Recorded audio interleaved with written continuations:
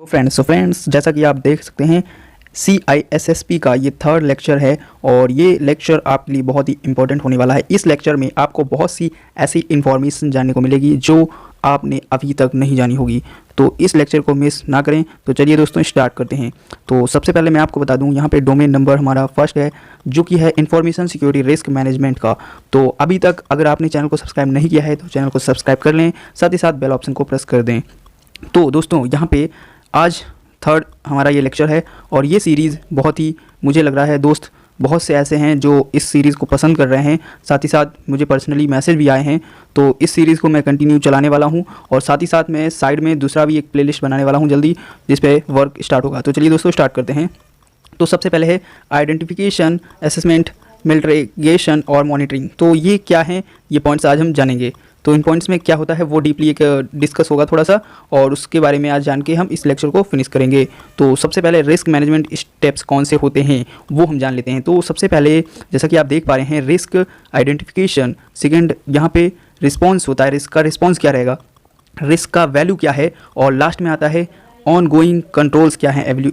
तो on going controls ये main नहीं है, मेन हमारे 3 पॉइंट्स हैं इसमें, रिस्क आइडेंटिफिकेशन, रिस्क का रिस्पॉन्स क्या है और रिस्क की वैल्यू क्या है। ठीक है फ्रेंड्स, चलिए स्टार्ट करते हैं।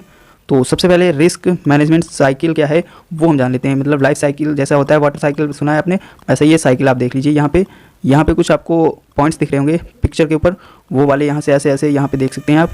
ये कुछ तरीके का एक साइकिल है पूरा।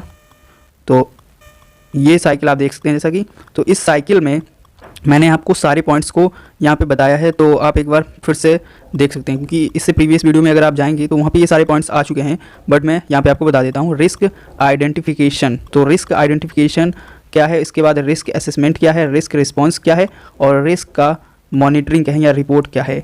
रिपोर्टिंग भी बोलते हैं इसको और मॉनिटरिंग भी बोलते हैं। इसमें हम देखते हैं कि जो रिस्क है वो कैसे कंट्रोल करें। तो इस वीडियो के लास्ट में आपको इसकी सारी थ्योरी भी मिलेगी। तो चलिए देखते हैं आइडेंटिफिकेशन क्या है। रिस्क का आइडेंटिफिकेशन, जैसे आपका कोई प्रोजेक्ट है जिसमें आप कोई ऐप डेवलप कर रहे हैं, तो उसकी आइडेंटिफिकेशन क्या होगी। तो एक हम एग्जांपल लेके चलते हैं, पूरा लेक्चर एग्जांपल के थ्रू आप समझेंगे तो आपको बहुत ही डीप समझ में आएगा। तो आप एक डेवलपर हो, आपने क्या किया, एक एप्लीकेशन क्रिएट करना स्टार्ट किया और सबसे पहले आपका एप्लीकेशन क्रिएट हो चुका है। तो रिस्क जो एप्लीकेशन की हैं वो हम देखेंगे, आइडेंटिफिकेशन उसकी कैसे आप कर सकते हैं। तो पहला है आइडेंटिफाई, यहाँ पे कर सकते हैं, जैसे कि यहाँ पे लिखा था रिस्क आइडेंटिफिकेशन के लिए। तो रिस्क आइडेंटिफिकेशन में आइडेंटिफाई, असिस्ट, थ्रेड्स हैं और इसमें कंट्रोल्स हैं, वल्नरेबिलिटीज़ हैं। तो ये सारी जो पॉइंट्स यहाँ पे लिखे हुए हैं, ये सारे हम पॉइंट्स को देख सकते हैं, या क्या है इसमें हम चेक कर सकते हैं इनको। तो ये पॉइंट्स के लिए अलग आपको वीडियो आगे मिलेंगे तो यहाँ पे सिर्फ पॉइंट्स को आप चेक कर लीजिए, और फिर हम देखेंगे इसमें मेथड्स कौन से होते हैं, क्योंकि मेन वर्क होता है ये मेथड्स का। अगर आपको मेथड्स नहीं पता हैं तो आप यहाँ पे कुछ नहीं कर पाएंगे। तो सबसे पहले आइडेंटिफाई रिस्क मेथड्स में हम देखेंगे सोर्स ऑफ रिस्क डॉक्यूमेंटेशन, फिर हम देखेंगे इसमें कैसे आप इंक्लूड करते हैं रिपोर्ट्स को, फिर हम देखेंगे पब्लिक मीडिया के थ्रू कैसे, मतलब इंटरव्यू जो होते हैं उसके थ्रू हम देखेंगे, फिर हम देखेंगे एनुअल रिपोर्ट के थ्रू, और फिर प्रेस रिलीज़ के थ्रू हम देख सकते हैं। जैसे कि ये सारे आइडेंटिफाई करने के मतलब जो रिस्क है आपके ऐप के अंदर, वो कुछ मेथड्स हैं यहाँ पे। जैसे आपका एप्लीकेशन तो बन गया है, अब उसके अंदर कौन कौन सी रिस्क हो सकती हैं, कौन कौन सी कमी हो सकती हैं, वो सारा यहाँ पे पॉइंट्स वाइज पॉइंट लिखा हुआ है। आप वर्कशॉप लेके, जैसे कि ऑनलाइन वर्कशॉप इस टाइम बहुत ही डिमांडिंग में चल रहा है, तो वर्कशॉप वाला आप यहाँ पे मेथड ले सकते हैं, जिसमें आप इंटरव्यू और वर्कशॉप पूरा एक साथ कर सकते हैं। तो आई होप आपको समझ में आ रहा होगा, तो आप इसको बहुत ही ईजिली समझ पा रहे होंगे। अगर आप नहीं समझ पा रहे हैं तो इसको हम एक डेवलपर के माइंड सेट से लेके चल रहे हैं, तो उस तरीके से समझेंगे, इसको डीपली समझ में आएगा आपको। फिर है एलिजमेंट विद बिजनेस। हाँ चलिए, ये पॉइंट मैंने लिखा था इसलिए क्योंकि अगर आप किसी बिजनेस के अंदर कुछ काम कर रहे हैं, या एज अ डेवलपर जैसे मैंने बोला है, आप किसी बिजनेस कंपनी, कोई बिजनेसमैन है, उसने आपको कोई प्रोजेक्ट दिया है, उस प्रोजेक्ट को आप मतलब कैसे सिक्योर रखेंगे। तो सिक्योर रखने के लिए आपको रिस्क भी तो पता होनी चाहिए, कमी क्या हो सकती है इनमें, मतलब जो रिस्क होता है मेन तो वही होता है, रिस्क आपको पता होना चाहिए उसके अंदर। तो वो आप कैसे जान पाएंगे, उसके लिए आपको गोल रखने होंगे, जैसे कि यहाँ पे दिख रहे हैं आपको। ठीक है, तो अंडरस्टैंड करना होगा आपको CISM, ये एक यहाँ पे मैं आपको बता दूँ, CISM CISSP का ही एक पार्ट है जो कि आपको सीखना पड़ेगा। ये स्पेशली वो लोग करते हैं जो कि इसमें बिजनेस या कहें बिजनेस गोल रखते हैं। अगर आप बिजनेस गोल रखते हैं तो आप इसको डेफिनेटली कीजिए, वरना आप इसको रहने दें, क्योंकि इसमें बहुत ही टाइम लगता है। तो ये आप कर सकते हैं CISSP, इसमें आपको थोड़ा सा मिलेगा, मतलब इसका नॉलेज हल्का सा मिलेगा आपको, बट पूरा ब्रीफली नॉलेज नहीं दिया जाएगा। तो यहाँ पे ये मेथड्स हैं जैसा कि आप देख सकते हैं। तो इन मेथड्स को फॉलो करके आप रिस्क जो है वो आइडेंटिफाई कर सकते हैं।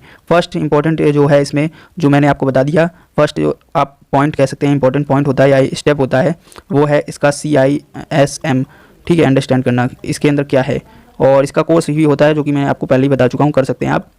और ऑर्गेनाइजेशंस के थ्रू आप इसका पता सकते हैं, और साथ ही साथ नॉन पार्टिकुलर सिस्टम्स के थ्रू और भी इम्पैक्ट कौन से बिजनेस पे पड़ने वाले हैं। ठीक है फ्रेंड्स, आई होप आपको ये समझ में आ रहा होगा। आप इसको एक बार डीपली पढ़ लीजिएगा, PDF आपको डिस्क्रिप्शन में मिल जाएगी। फिर है हमारा next point, organisational structures and impact on risk. तो यहाँ पे अब हम देखेंगे अगर आपकी कोई ऑर्गेनाइजेशन है तो उस पर क्या इम्पैक्ट पड़ेगा कोई रिस्क का। तो सबसे पहले रिस्क कॉन्टेक्स्ट जो होते हैं, मतलब जो आप लिखते हैं उसमें रिस्क हो सकती है, आपका कुछ गलत लिखा है, ठीक है। फिर है आपके जो मैनेजमेंट है उसको अप्रोच करने में कोई रिस्क है, जैसे एंटरप्राइज भी बोल सकते हैं हम लोग, ठीक है, उसमें हो सकता है, कॉमन फ्रेमवर्क में हो सकता है, अक्रॉस डिपार्टमेंट में हो सकता है। ये सारे डिपार्टमेंट्स और ये सारी इन्फॉर्मेशन यहाँ पे आप देख पा रहे हैं, तो इनमें डिफ़ॉल्ट्स हो सकता है, ये ज़्यादा मेन नहीं होता है। अब आता है रिस्क मैनेजमेंट। तो रिस्क मैनेजमेंट है, यहाँ पे आप देख सकते हैं रिस्क का जो मैनेजमेंट क्या हो सकता है। तो ये रिस्क इज एंटीसिपेटिकेटेड, और इसमें देख सकते हैं जैसे कि ये एक बताया गया है प्रोजेक्ट है अंडर वे में, ठीक है, अंडर वे में एक प्रोजेक्ट है जो कि मतलब आपके थ्रू है, ठीक है। तो आप उसमें रिस्क कैसे, मतलब रियल जो रिस्क हैं अनसक्सेसफुल होने के, वो कैसे फाइंड करेंगे, वो आपको पता होना चाहिए, उसी को हम आइडेंटिफाई करेंगे, ठीक है। फिर प्रिपेयर करेंगे प्लान हैंडल्स को, ठीक है, इसमें ये सारे आते हैं प्रोजेक्ट। तो फ्रेंड्स अब हमारा नेक्स्ट है रिस्क असेसमेंट। तो रिस्क असेसमेंट का एक छोटा सा डिफिनीशन यहाँ पे मैंने डाल दिया है।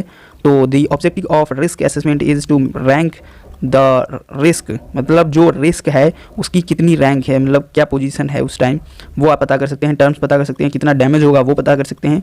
तो ये चीज़ें आप पता कर सकते हैं। तो रिस्क एक्स हम मानते हैं इसको, ठीक है। और risk becoming real are, risk becoming real are मतलब इसको हम आर से प्रेजेंट करते हैं, रिस्क को, वो सॉरी रियल को कितना रियल है, मतलब आप जब निकालेंगे इसके लिए बहुत सारे टूल्स भी आते हैं, जब इसमें बताया जाएगी आपको। तो वो टूल्स का आप यूज़ करते हैं तो वहाँ पे आपको रियल नहीं लिखा मिलेगा बल्कि आर लिखा मिलेगा, और रिस्क मतलब एक्स होगा। तो यहाँ पे शॉर्टकट दिए हैं इसीलिए। तो यहाँ पे देख सकते हैं काफ़ी सारी इन्फॉर्मेशन आपको मिल जाती है एक छोटी सी डिफिनीशन की वजह से। तो आगे आपको और डिफिनीशन मिलने वाली हैं। तो अभी तक चैनल को सब्सक्राइब नहीं किया है तो चैनल को सब्सक्राइब करें। ऐसी आपको असाइनमेंट कहीं नहीं मिलेगा, ऐसा लेक्चर आपको कहीं नहीं मिलेगा हाई क्वालिटी, मतलब आपको फुल HD में मिल रहा है, इतना मतलब देखने में आपको बिल्कुल क्लियर आ रहा होगा। तो आई होप ये वीडियो आपको अच्छा